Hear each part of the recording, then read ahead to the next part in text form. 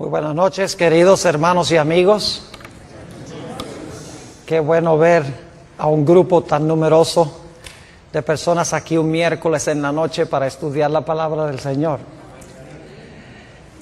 Como se anunció, vamos a estudiar en nuestro tema de hoy algunos detalles sobre tal vez la profecía más difícil de la Sagrada Escritura, Daniel, el capítulo 11. Quiero decirles que una de las frustraciones que yo tengo es tratar de competir con la televisión. Saben que nos hemos vuelto muy superficiales en nuestra forma de pensar. En gran medida ya no podemos pensar lógicamente ni podemos en realidad concentrarnos sobre el estudio de la palabra de Dios, al menos que haya algo emocionante, algo espectacular. Lo que vamos a estudiar esta noche es complejo, pero creo que van a darse cuenta que es de grandísima importancia para estos últimos días. Así que vamos a tomar unos minutos para pensar y razonar de una forma calmada, serena. Procuremos concentrarnos sobre lo que vamos a estudiar. Sin embargo, antes de entrar a nuestro estudio, queremos pedir la compañía de Dios. Así que les invito a que junto conmigo inclinen sus rostros y vamos a orar. Padre Celestial, te damos gracias una vez más por el privilegio de encontrarnos en este lugar. Padre, necesitamos para comprender esta profecía sabiduría divina, pues la sabiduría humana no puede alcanzar a abarcar las grandes cosas de tu santa palabra. Así que pedimos que te manifiestes en este lugar por medio del ministerio de tu Espíritu Santo. Te damos gracias, Padre, por escuchar y responder nuestra oración, porque te lo pedimos en el nombre de Jesús. Amén. Al examinar los escritos del espíritu de profecía, es decir, los escritos de Ellen White, encontramos que ella solamente tiene 3 referencias al capítulo 11 de Daniel. Y ustedes se van a dar cuenta por qué estoy comenzando de esta forma mi presentación. Porque vamos a compaginar la escritura con estos comentarios del espíritu de profecía. Uno de esos comentarios que ella tiene sobre Daniel 11 es un comentario muy general. Un segundo comentario que ella tiene es un poquito más específico. Y el tercer comentario que ella tiene, y recuerden que ella escribió más de 100,000 páginas, y solamente hace 3 referencias primarias a Daniel capítulo 11. La tercera referencia es bien específica, y allí ella cita versículos del capítulo 11 de Daniel. En efecto, ella cita los versículos 30 hasta el versículo 36 del capítulo 11. Solo una vez en todos sus escritos ella cita algún versículo de Daniel 11. En una cita ella menciona o pone allí en esa cita los versículos 30 hasta el versículo 36. Vale decir que ella nunca menciona los versículos controversiales, que son los versículos 40 al 45. No solo ella no cita estos versículos, sino que no usa ni siquiera el lenguaje de estos versículos. Es decir, la terminología de estos versículos 40 al 45 del capítulo 11, ella no lo usa en ninguna parte de sus escritos. No solo no cita los versículos, sino que no usa la terminología ni el lenguaje. Y esto ha llevado a muchas personas a pensar que ella no tuvo nada que comentar sobre Daniel 11, 40 al 45. Yo quiero en esta noche disipar esa idea. Tuvo mucho que decir de Daniel 11.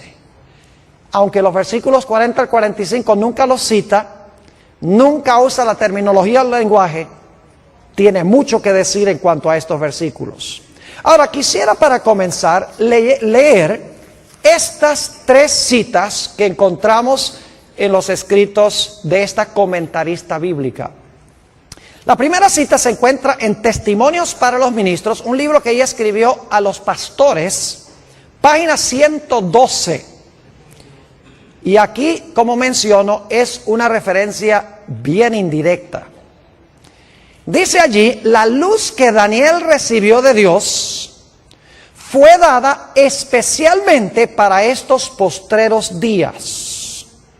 Las visiones que recibió en las riberas del Ulai, ese es Daniel 8, recibió Daniel 8 al lado del río Ulai, y el Hidekel, la visión de Daniel 11 la recibió al lado del Hidekel.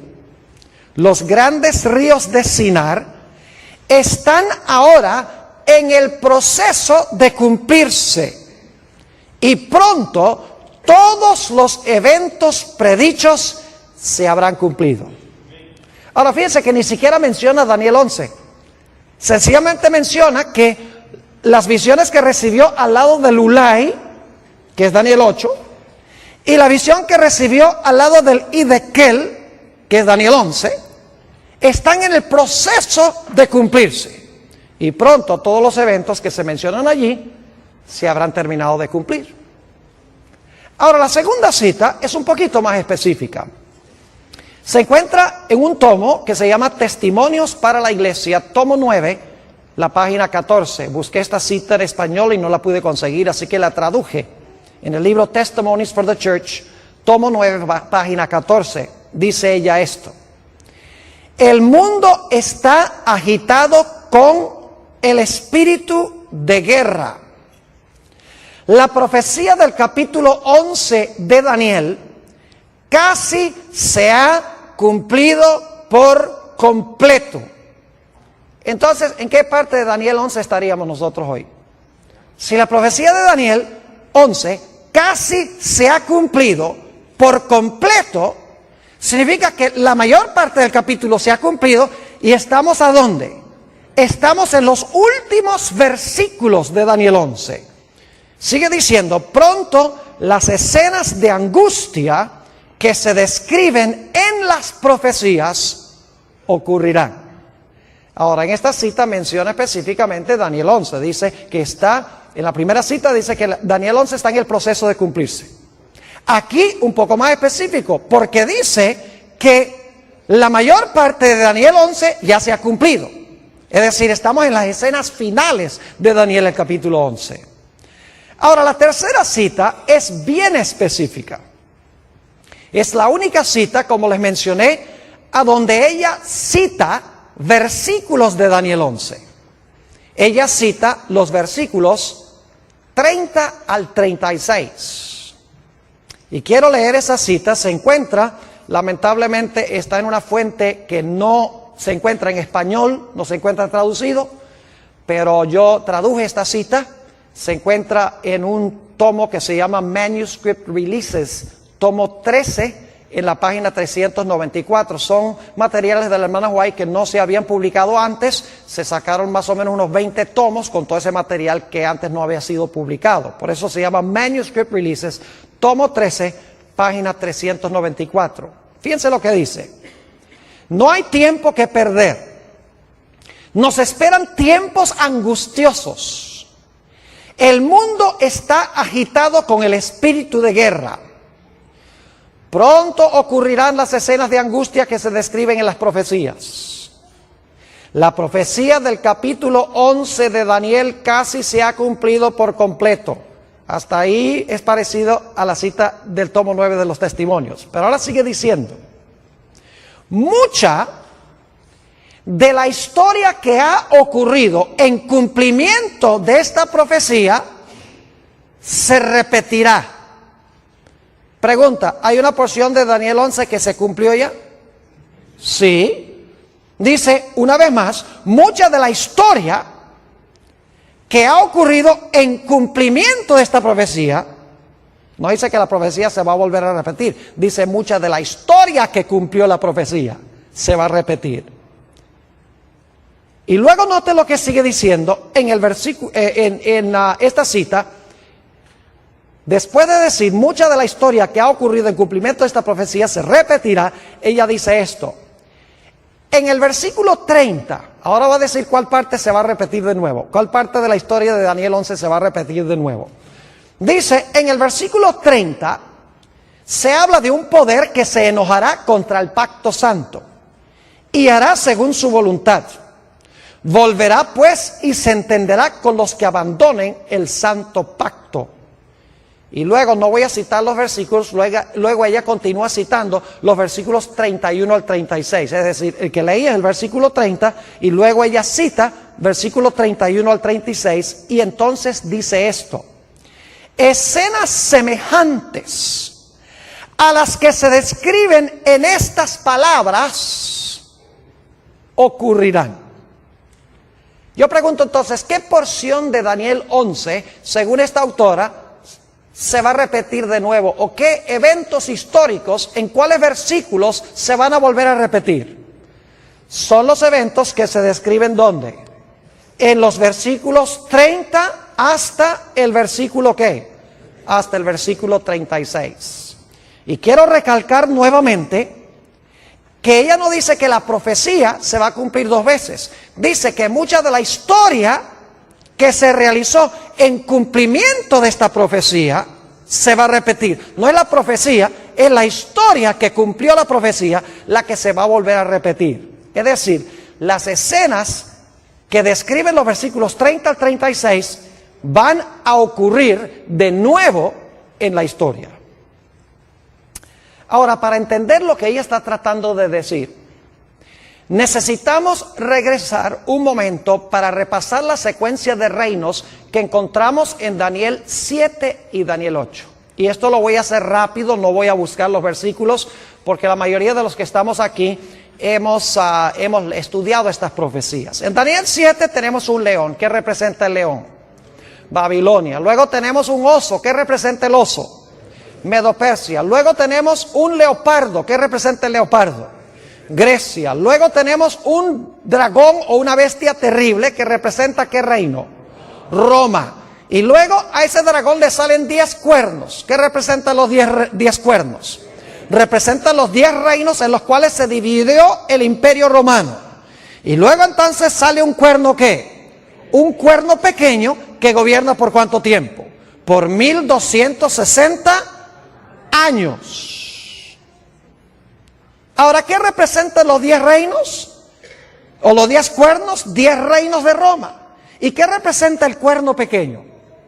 El cuerno pequeño representa la iglesia romana desde el tiempo cuando cayó el imperio romano y se fragmentó en 10 reinos y 1260 años más adelante, en 1798, cuando recibió una herida mortal. Es decir, tenemos cierta secuencia de reinos: Babilonia, Medo-Persia, Grecia, Roma pagana, Roma papal. Esa es la secuencia de reinos. Ahora necesito ir a Daniel 8, porque Daniel 8 sigue la misma secuencia, pero hay una excepción. En Daniel 8 no empieza con Babilonia, sino que empieza con ¿cuál reino? Empieza con Medo-Persia. ¿Recuerdan un carnero? ¿Cuántos cuernos tiene el carnero? 2. Uno es más alto que el otro y dice que este carnero representa ¿qué reino? Daniel 8 lo dice, versículo 20. Dice, el carnero representa el reino de Medo-Persia. Muy bien. Y luego después se levanta un macho cabrío que viene y ataca al carnero. ¿Y qué representa ese macho cabrío que tiene un cuerno notable entre sus ojos? Representa Grecia. ¿Y qué representa el cuerno notable? A su primer rey, Alejandro Magno. Y luego ese cuerno es quebrado, que significa que cae Alejandro Magno, y luego salen ¿cuántos cuernos? Salen cuatro cuernos. Y en medio de esos 4 cuernos sale un cuerno ¿qué? Un cuerno pequeño. Ahora, claramente en Daniel 8 dice que el carnero representa a Medo-Persia. No cabe duda que el macho cabrío representa a Grecia. Su primer rey es Alejandro Magno. Los 4 cuernos que salen cuando ese cuerno grande es quebrado representan los 4 reinos en que se fragmentó el reino griego. Y luego entonces encontramos el cuerno pequeño, que si ustedes estudian con cuidado Daniel 8, van a encontrar que el cuerno pequeño tiene dos etapas. En primer lugar, el cuerno pequeño se extiende horizontalmente, porque conquista al norte, a la tierra deseable y al sur. Es decir, se extiende geográficamente. Pero luego dice que ese cuerno pequeño se mete con el reino de Dios y pisotea el santuario de Dios. Es decir, al principio es un cuerno político, pero luego se convierte en un poder religioso. Dos Romas. Roma política y Roma ¿qué? Y Roma religiosa. Es decir, tenemos la misma secuencia. Tenemos, en Daniel 7 empieza con Babilonia, ya. Daniel 8 empieza con Medo-Persia. Medo-Persia, Grecia, Roma política, luego Roma papal o Roma religiosa. Ahora, con este trasfondo podemos entender un poco mejor la secuencia de Daniel 11. Vayan conmigo a Daniel 11 y vamos a leer empezando en el versículo 2. Lógicamente no podemos estudiar todos los detalles de este capítulo porque nos tomaría demasiado tiempo. Lo que quiero es que vean la secuencia de reinos. Daniel 11 y el versículo 2. Fíjense con qué reino comienza Daniel 11. Y ahora yo te mostraré la verdad. He aquí que aún habrá 3 reyes ¿en qué? En Persia. Y el cuarto se hará de grandes riquezas más que todos ellos. Y al hacerse fuerte con sus riquezas levantará a todos contra el reino ¿de qué? De Grecia. ¿Con qué empieza Daniel 11? Con Persia. ¿Empezó Daniel 8 con Persia? Claro que sí. Ahora, note lo que dice el versículo 3. Acaba de mencionar el reino de Grecia y dice en el versículo 3, se levantará luego un rey valiente, el cual dominará con gran poder y hará su voluntad. Ese es el cuerno notable en Daniel 8. Pero cuando se haya levantado, su reino será ¿qué? ¿Qué pasó con el cuerno en Daniel 8? Fue quebrado.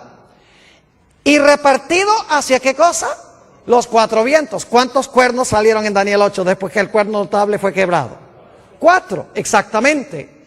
Dice, no a sus descendientes, ni según el dominio con que él dominó, porque su reino será arrancado y será para otros fuera de ellos. Es decir, su reino no fue a ninguno que descendió de él. Históricamente eso es cierto. Así que en Daniel 11 empezamos en primero con Persia, luego continuamos con ¿quién? Grecia, el cuerno notable que es quebrado, 4 reinos que se levantan de allí. Y entonces quiero que noten cuál es el siguiente poder. Daniel 11 y el versículo 22, estamos saltando algunos versículos porque solo quiero que capten la secuencia de reinos. Daniel 11 y el versículo 22.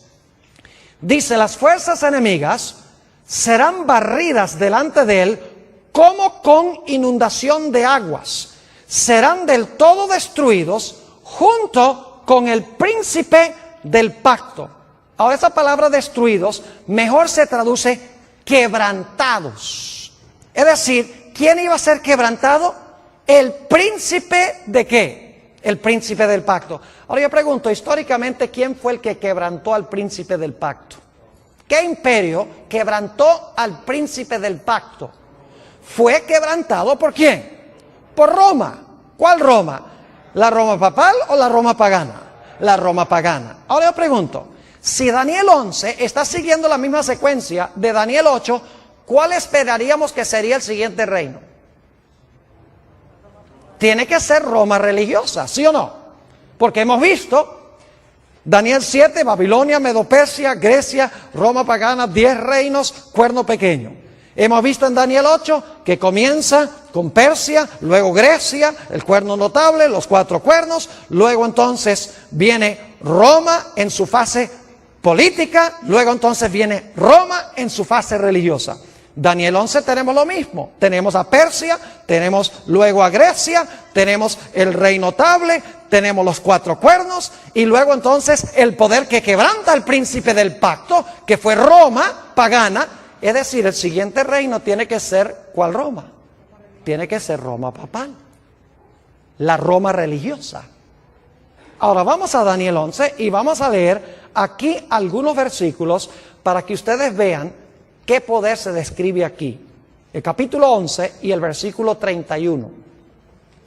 Y se levantarán de su parte tropas, es decir, de parte de este poder que representa a Roma papal, que profanarán el santuario y la fortaleza, quitarán el continuo y pondrán la abominación asoladora. Yo pregunto, ¿es eso lo que hizo el cuerno pequeño en Daniel 8?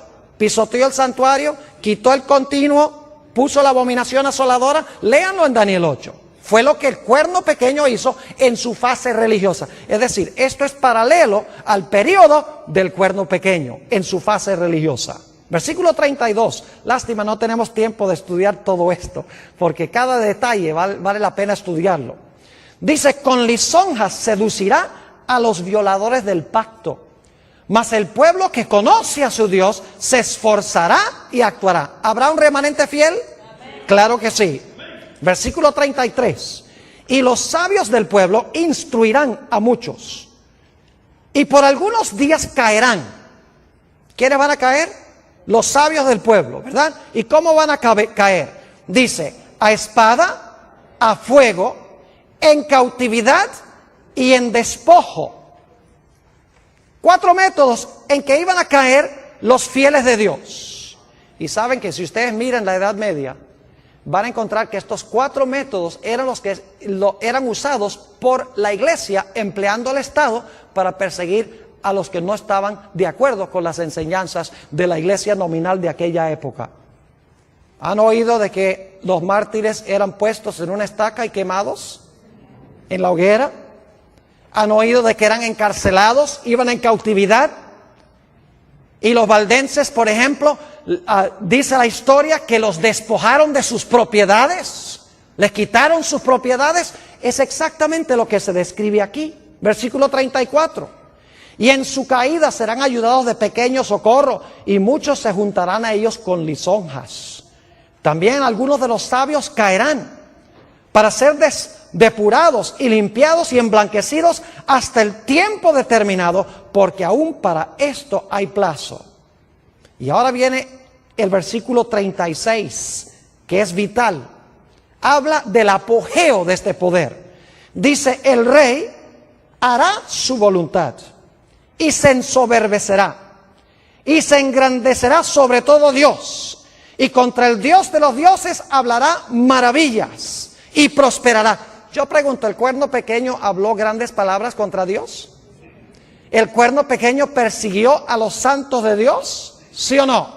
¿Y prosperó, según Daniel 7 y 8? Claro que sí, es el mismo poder aquí. Dice, hablará maravillas y prosperará hasta que sea consumada la ira, porque lo determinado se cumplirá.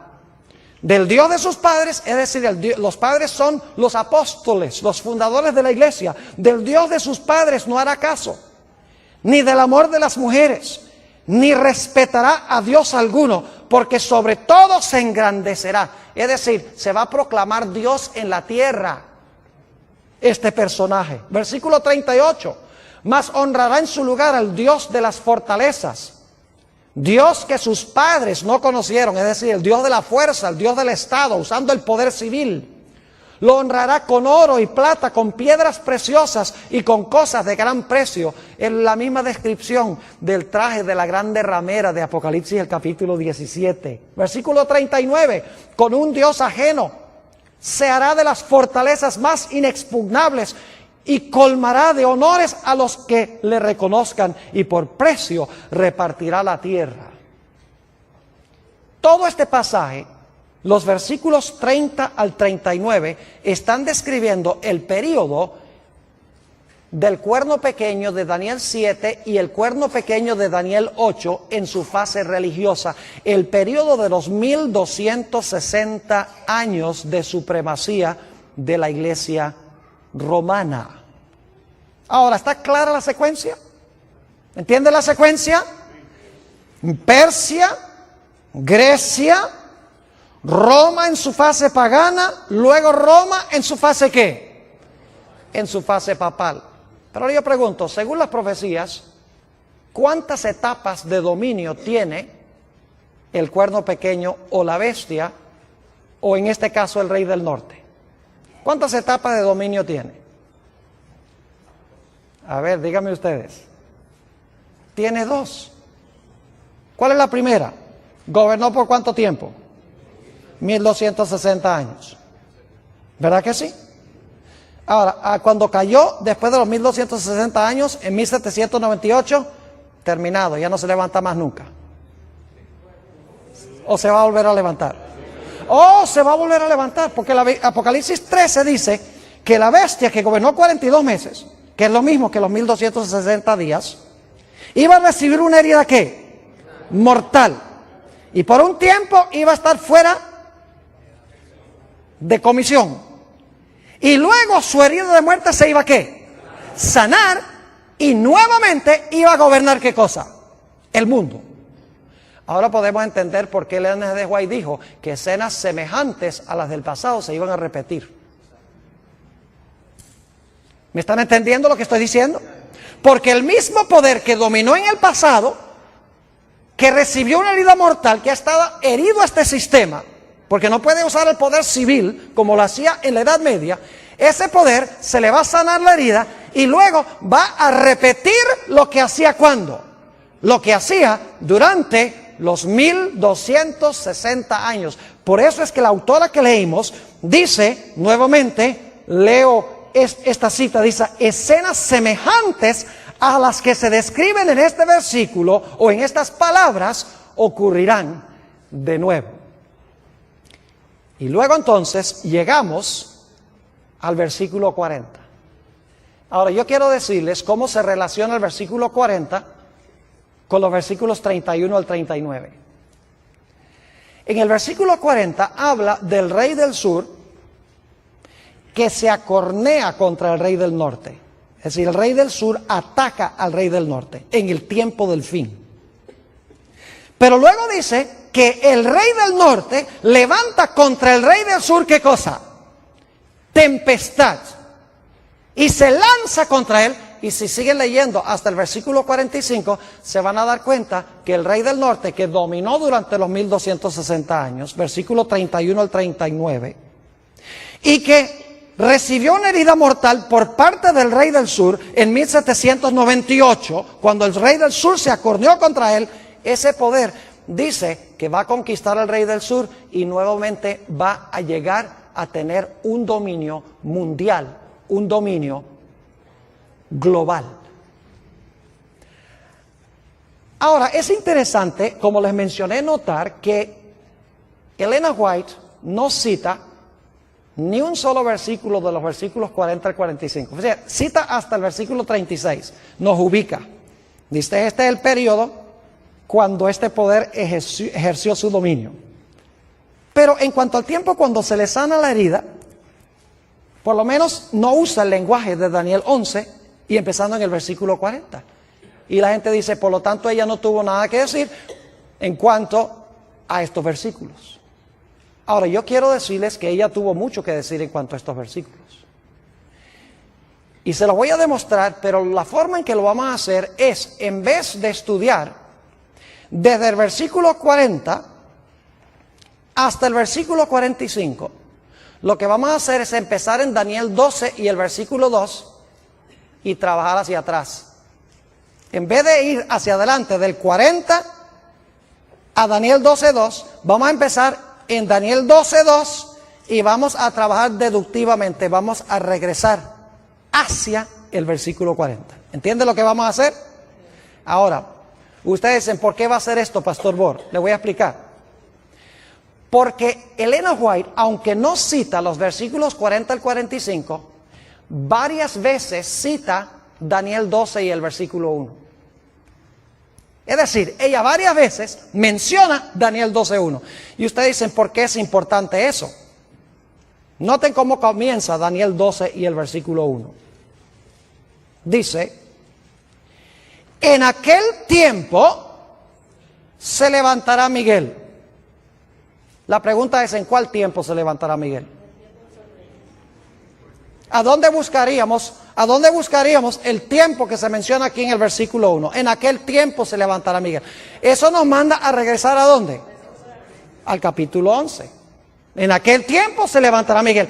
Así que si podemos saber a dónde Elena G. de White cita, porque cita también Daniel 12:2, si podemos saber dónde ella cita Daniel 12:2 y Daniel 12:1, entonces lo que viene antes de la cita de Daniel 12:1 debe ser el comentario sobre los versículos 40 al 45. ¿Me están siguiendo o no me están siguiendo? Ahora vamos a mirarlo. Tengo en mi mano este librito que se llama El conflicto de los siglos. Está bien usado. Y a propósito traje un ejemplar bien feo para que lo pongan en cámara, porque así debe estar el conflicto de los siglos de ustedes. No debe estar en papel celofán. Debe estar bien usado. Ahora, lo que yo quiero compartir con ustedes es extraordinario, porque va a mostrarles que Elena G. de White tenía más que sabiduría humana. Es increíble cómo ella compagina perfectamente con la profecía de Daniel 11 sin usar el lenguaje. Yo creo que ella misma tal vez ni sabía lo que estaba haciendo. Ahora escuchen bien, les voy a dar las páginas. En la página 695, y no voy a leer todas las citas, pero en la página 695 del conflicto de los siglos, ella cita Daniel 12 y el versículo 2. Ahora, ¿qué es lo que dice Daniel 12 y el versículo 2?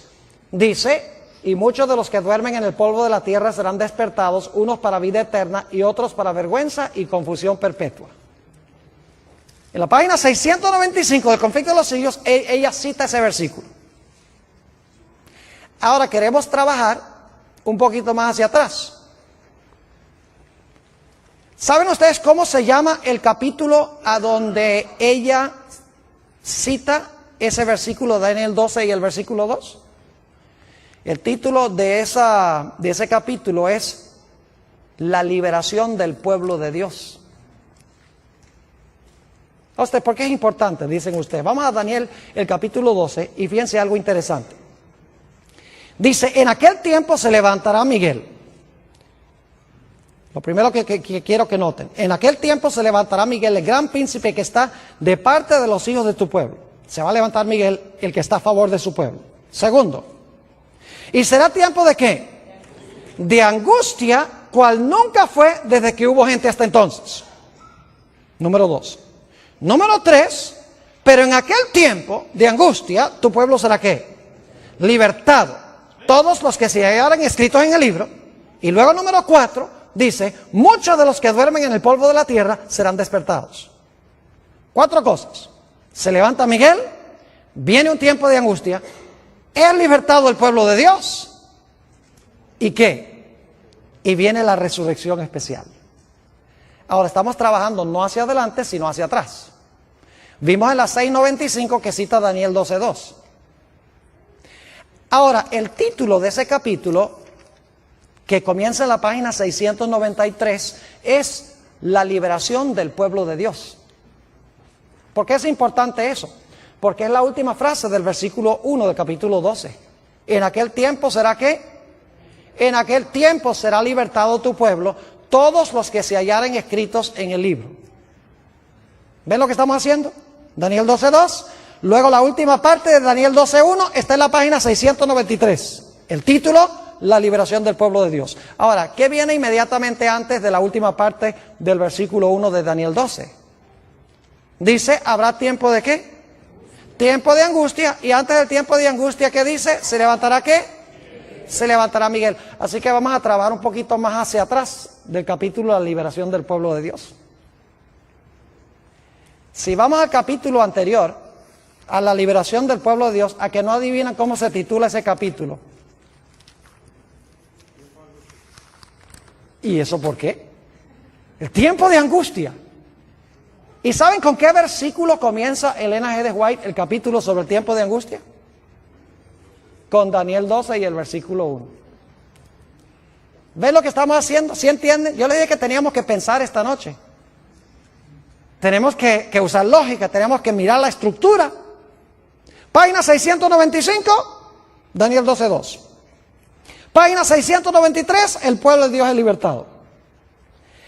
En la página, escuchen bien, en la página 671, yendo hacia atrás, está el capítulo que se titula El tiempo de angustia. Y el capítulo comienza diciendo, en aquel tiempo se levantará Miguel, el gran príncipe que está por los hijos de tu pueblo, y será tiempo de angustia cual no hubo desde que existió nación. ¿Qué está pasando con Elena G. de White? ¿Tiene algo que decir sobre Daniel 12.2? ¿Oh sí? ¿Tiene algo que decir sobre Daniel 12.1? Lógico que sí. Ahora yo les pregunto, ¿a dónde esperarían ustedes conseguir los comentarios de Elena G. de White sobre Daniel 11 y el versículo 40 al 45? A ver, díganme ustedes, ¿a dónde esperarían encontrar los comentarios de ella sobre los capítulos anteriores o los versículos anteriores? ¿Tiene que ser antes de qué página? Tiene que ser antes de la página ¿qué? 671. ¿Sí están viendo lo que estamos haciendo o no? Como ella no tiene nada, no usa el lenguaje, ni cita los versículos 40 al 45, entonces nosotros tenemos que empezar con el versículo que sí cita. 12.2. Y luego la última parte del 12.1. Y luego la primera parte del 12.1. 6.95, 6.93, 6.71. Y esperaríamos que los comentarios de ella sobre el capítulo 11 estén en los capítulos anteriores al capítulo sobre el tiempo de angustia. Ahora quiero que vayamos a Daniel 11, no vamos a estudiar todo yendo hacia atrás, porque yo les digo que si hiciéramos esto, terminaríamos en el conflicto de los siglos, en el capítulo que se titula La Biblia y la Revolución Francesa. Pero claro, no podemos estudiar todos esos capítulos, nada más quiero lanzarles la idea de cómo estudiar esta profecía. Ahora, noten lo que dice Daniel 11 y el versículo 44. Cuando el rey del norte está en su apogeo, cuando se le ha sanado la herida a la iglesia romana y está dominando el mundo, según la Biblia, dice que algo va a pasar. Versículo 44. Pero noticias del oriente y del norte lo atemorizarán. Otras versiones dicen que nuevas del oriente y del norte lo espantarán. ¿Y qué va a ser como resultado de esas nuevas que vienen del norte y del oriente? Dice, ¿y qué? Y saldrá con gran ira para destruir y matar ¿a qué? A muchos. ¿Captan lo que dice el versículo? Hay ciertas noticias que vienen del norte y del oriente que espantan al rey del norte, y la reacción de él es salir ¿a qué? Salir a matar y destruir. ¿A quiénes? ¿A todo el mundo? En Daniel es el pueblo de Dios. A usted dice, ¿qué es eso de nuevas del oriente y del norte? Bueno, vamos a Apocalipsis el capítulo 7 y fíjense algo muy interesante. Fíjense lo que viene del oriente según el libro de Apocalipsis. Apocalipsis el capítulo 7 y el versículo 2. Vi también otro ángel que subía de donde sale el sol. ¿Qué punto del compás es ese? Del oriente, muy bien. Y tenía ¿qué cosa? El sello del Dios vivo. Y clamó a gran voz a los 4 ángeles a quienes se les había dado poder de hacer daño a la tierra y al mar, diciendo, no hagáis daño a la tierra ni al mar ni a los árboles hasta que hayamos sellado en sus frentes a los siervos de nuestro Dios. ¿Qué es lo que viene del oriente aquí? El ángel que trae ¿qué? El sello de Dios. Es decir, es el mensaje del sellamiento. ¿Y qué es el sello de Dios? El sello de Dios, no lo hemos estudiado esta semana, pero el sello de Dios es el sábado.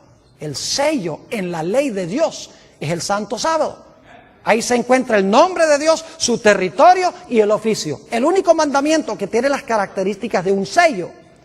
Es decir, este mensaje que viene del oriente es el mensaje del ¿qué? Del sellamiento. Bueno, ¿y las noticias que vienen del norte qué?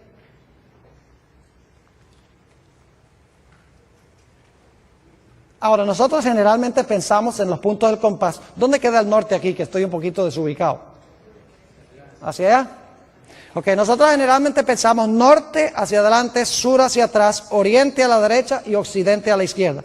Pero técnicamente hablando, el norte es arriba y el sur es abajo. El oriente es la mano derecha y el occidente es la mano izquierda. Yo pregunto, ¿a dónde tiene Dios su trono? En el cielo. Pero específicamente, ¿en qué punto del compás según la Biblia? Cuando Lucifer quiso ocupar el trono de Dios, dice que quiso ocupar el trono de Dios a los lados ¿de qué? A los lados del norte. ¿Y Dios vive dónde? Ya hemos visto, vive en el cielo. Ahora noten Apocalipsis el capítulo 18. Apocalipsis el capítulo 18 va a hablar de la caída de este sistema religioso apóstata. Dice en Apocalipsis 18 y el versículo 1: después de esto vi a otro ángel descender ¿de dónde? ¿Qué dirección del compás es eso? Del norte, muy bien. Después de esto vi a otro ángel descender del cielo con gran poder, y la tierra fue alumbrada con su gloria. Pregunto, ¿son nuevas que vienen del norte, sí o no? ¿Sí? ¿El sello viene del oriente? Claro que sí. Y clamó con voz potente diciendo: ha caído la gran Babilonia, que dicho sea de paso, el mismo rey del norte de Daniel, el capítulo 11. Y se ha hecho habitación de demonios y guarida de todo espíritu inmundo y albergue de toda ave inmunda y aborrecible. Es decir, este sistema religioso ha caído porque impone la marca de la bestia, mientras que Dios, ¿qué es lo que da? Su sello. Versículo 3: porque todas las naciones han bebido del vino del furor de su fornicación, y los reyes de la tierra han fornicado con ella, y los mercaderes de la tierra se han enriquecido de la potencia de sus deleites. Y ahora escuchen, esto es lo que especialmente espanta este sistema, no solamente porque se está predicando que el sistema ha caído, sino que se está llamando a los que están en el sistema a salir.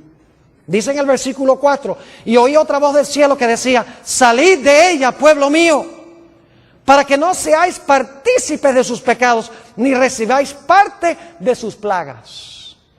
Yo pregunto entonces, ¿cuáles son las nuevas que vienen del oriente y del norte que espantan a este rey del norte humano que quiere usurpar el lugar de Dios? Es el mensaje de ¿qué? Del sellamiento, y el mensaje de que Babilonia ha caído, y la invitación de que los fieles de Dios salgan de ese sistema apóstata.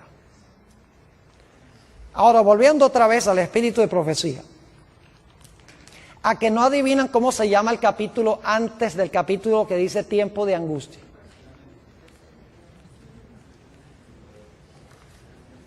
¿Sabe cómo se titula? El mensaje final de Dios. ¿Y saben con qué pasaje comienza Elena G. de White ese capítulo? En la página 661. Después de esto vi a otro ángel descender del cielo con gran poder, y la tierra fue alumbrada con su gloria. Cita Apocalipsis 18 y el versículo 1 al 4. ¿Y saben qué más dice en ese capítulo? Dice en primer lugar que los poderes del mundo unidos, el protestantismo apóstata, con la iglesia romana y con los reyes de la tierra, están imponiendo por ley la observancia del primer día de la semana.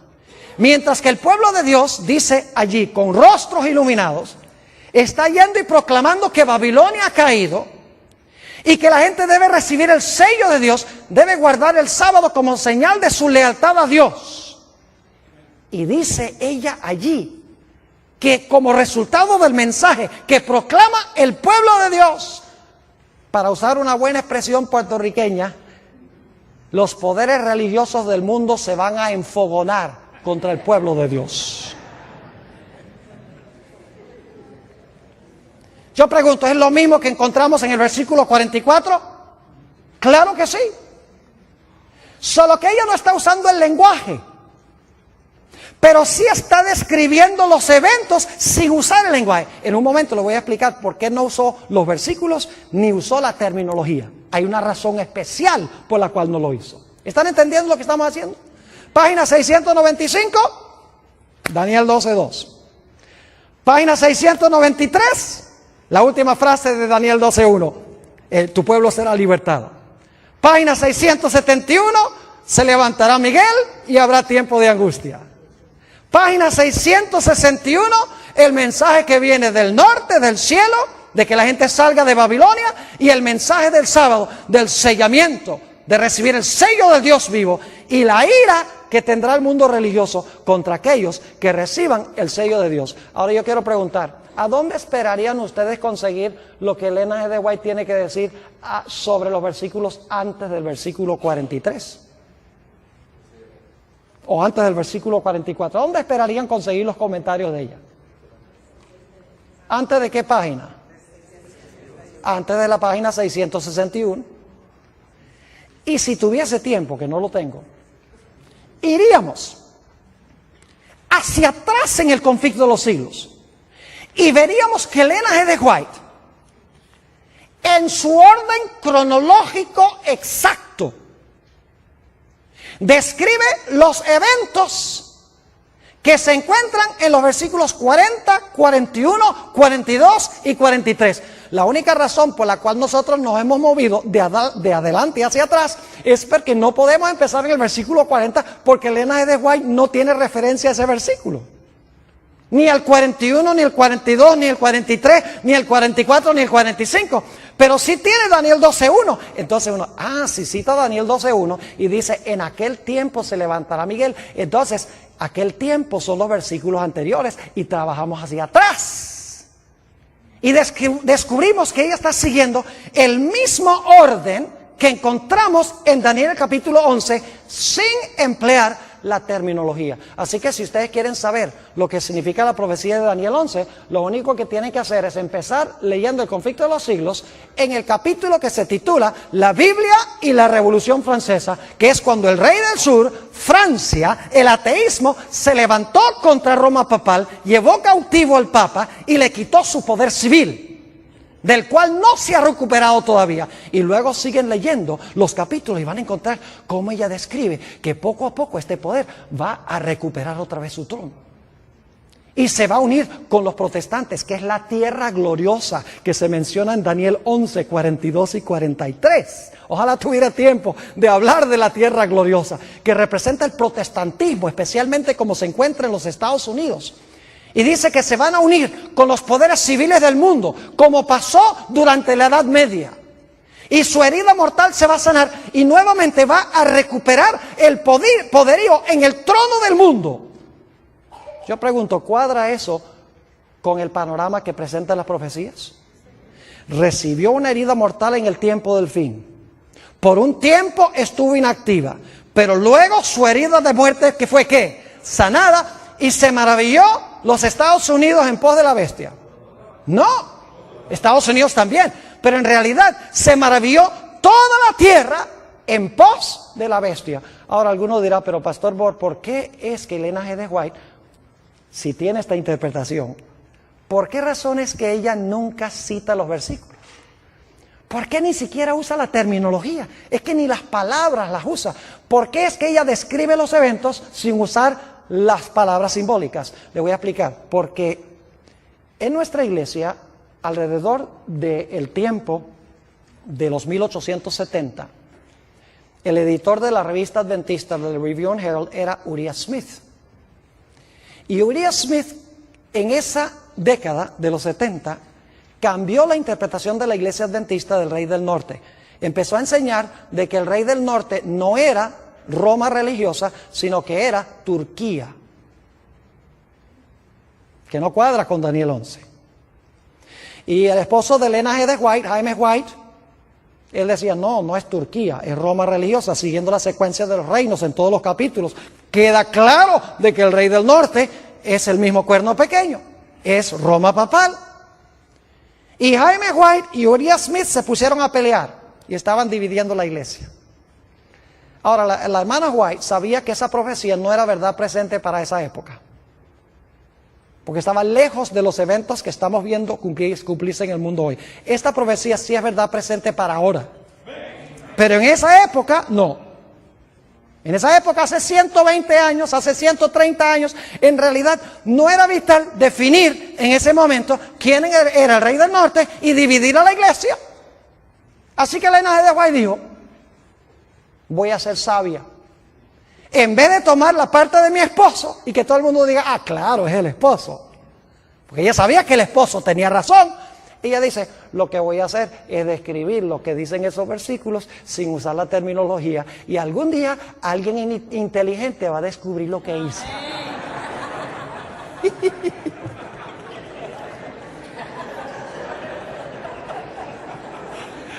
Y quiero decirles, yo no soy el único que lo he descubierto. Pero mis hermanos y hermanas, estas no son cosas que nosotros podemos descubrir nada más leyendo someramente la Escritura.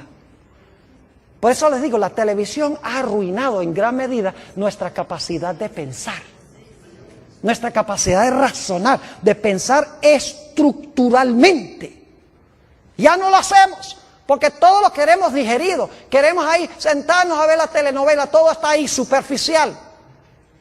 Y hemos dejado de razonar, de pensar, de luchar con los grandes problemas que presentan las profecías y las Escrituras. Yo pienso que puedo regañarlos porque esta noche es mi última noche. Ahora escuchen bien. Algunas personas preguntan, Pastor Borg, ¿por qué Ellen G. White no menciona a Islam en las profecías? Porque hoy en día hay algunos en la iglesia adventista que están encontrando a Islam. Inclusive hay un teólogo famoso de la iglesia adventista que está diciendo que el cuerno pequeño es Islam. Y bien famoso, no voy a mencionar su nombre porque esto va a salir al aire. Pero está diciendo que el cuerno pequeño es Islam. Porque como los musulmanes están en las profecías, están en la historia ahora, en las noticias, tiene que estar en la Biblia. Lo mismo hizo Uriah Smith en la década de los 1870, como Turquía estaba en las noticias, dice, hay que conseguir a Turquía. ¿Cuántas veces menciona Ellen G. White a los musulmanes como cumplimiento profético en la última mitad del conflicto de los siglos? Ni una sola vez. Ahora, yo creo que lo que está pasando con los musulmanes puede precipitar el cumplimiento de profecías bíblicas, pero no es el cumplimiento de una profecía bíblica. ¿Me estoy explicando? Es decir, puede ser funcional en llevar a cumplir profecías bíblicas, pero no es el cumplimiento de una profecía bíblica. Yo les voy a decir, hay 3 razones por las cuales yo creo que se ha levantado Islam para cumplir profecías bíblicas. Número 1, porque Satanás quiere poco a poco que la gente pierda sus libertades en este país. Porque él sabe que no puede quitar la libertad de la noche a la mañana. Y no voy a describir cómo poco a poco hemos ido perdiendo nuestras libertades. No radicalmente, pero poco a poco. Y va a ser muy fácil algún día usar todas estas, la ley patriota y todas estas cosas, como una excusa para que nosotros seamos echados en la cárcel y no podamos tener un abogado, ni nos digan de qué nos están acusando. Y para que puedan escuchar nuestras conversaciones telefónicas. ¿Me estoy explicando? Primera razón, para perder las libertades poco a poco. Segundo, para traer a los Estados Unidos a la prominencia a nivel global. Porque eso es lo que Apocalipsis 13 dice que tiene que pasar. Los Estados Unidos tiene que, como decimos en inglés, flex its muscles. Porque es el país, es el poder prominente en Apocalipsis 13, unido con Roma papal. Y en tercer lugar, fíjense qué sabio es el diablo. El diablo yo creo se va a morir por trasnochado. Por estudiar las Sagradas Escrituras. Porque él estudia las profecías para ver cómo contrarrestar las profecías como las presenta Dios en la Biblia. ¿Saben ustedes que hoy en día la mayoría de las iglesias están mirando al Medio Oriente para el cumplimiento de las profecías? Irak, Afganistán, los palestinos, Israel, que se va a reconstruir el templo. Y todos están mirando allá. Y mientras tanto las profecías se están cumpliendo con Roma y con los Estados Unidos y nadie lo ve porque la gente está mirando a donde no es. Así que Islam es funcional en el cumplimiento de las profecías bíblicas. No cabe duda, pero no es el cumplimiento específico de alguna profecía bíblica. ¿Les ha quedado claro lo que estudiamos esta noche? Es sencillo, no es complicado. Mis hermanos y hermanas, apreciadas visitas, necesitamos, por el poder de Dios, sentarnos a estudiar las Escrituras profundamente con oración. No conformarnos con lo superficial. No venimos a la iglesia a que nos entretengan o a gozar. Hoy en día esa es la moda en la iglesia. Ay, que me den mucha música y muchos adornos y muchas cosas. Creo en la música, gloria a Dios, es un apoyo. Pero nunca sustituyamos los adornos por el mensaje. Estamos viviendo en tiempos tremendos. Y ojalá que Dios nos ayude a entender estas profecías y que estemos en el lado correcto en el gran conflicto.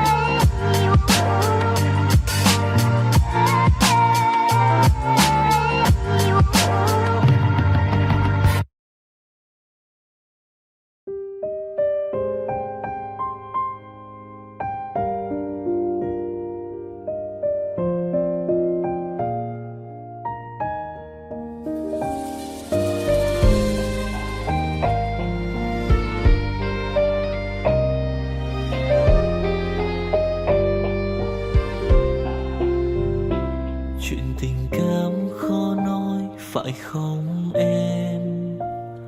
Chuyện tình yêu đâu biết được ngày mai. Rồi hôm nay em bên ai, nhìn em khóc trên vai. Thôi hãy quên đi, về với em hiện tại. Anh còn nhớ về ngày ta còn đắm say. Anh vẫn nhớ về người bên anh khi ấy. Em đã quên rồi câu hứa yêu trọn đời. Em bỏ anh rồi, em vui tình nhân mới. Cuộc tình này đã khác rồi, mình kết thúc em ơi. Chuyện tình này đã chết rồi, còn tiếc chi em ơi. Một lần em gian dối rồi, còn cố yêu không vui. Một lần em đã phản bội, làm vết thương chưa nguôi. Thì anh vẫn sẽ mỉm cười, người khác làm em vui. Còn anh xin kết thúc và giữ chút đau thương thôi. Ở nơi xa luôn nhớ về một mối duyên tình phai. Đường em đi nay khác rồi, còn mỗi anh đơn côi. Đường em đi nay đã khác rồi, còn riêng anh mãi đứng đơn côi.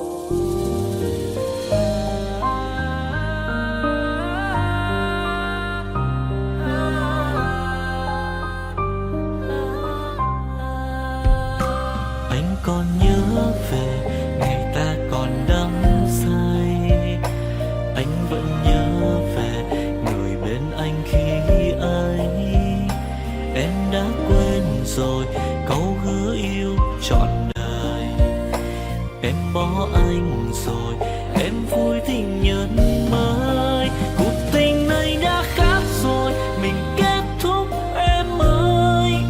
Chuyện tình này đã chết rồi, còn tiếc chi em ơi. Một lần em gian dối rồi, còn cố yêu không vui. Một lần em đã phản bội, làm vết thương chưa nguôi. Thì anh vẫn sẽ mỉm cười, người khác làm em vui. Còn anh xin kết thúc và giữ chút đau thương thôi. Ở nơi xa luôn nhớ về một mối duyên tình phai. Đường em đi nay khác rồi, còn mỗi anh đơn côi. Cuộc tình này đã khác rồi, mình kết thúc em ơi. Chuyện tình này đã chết rồi, còn tiếc chi em ơi. Một lần em gian dối rồi, còn cố yêu đâu vui. Một lần em đã phản bội, làm vết thương chưa nguôi. Thì anh vẫn sẽ mỉm cười, người khác làm em vui. Còn anh xin kết thúc và giữ chút đau thương thôi. Ở nơi xa luôn nhớ về một mối duyên tình phai. Đường em đi nay khác rồi, còn mỗi anh đơn côi. Ở nơi xa luôn nhớ về một mối duyên tình phai. Đường em đi nay khác rồi, còn mỗi xin anh thôi.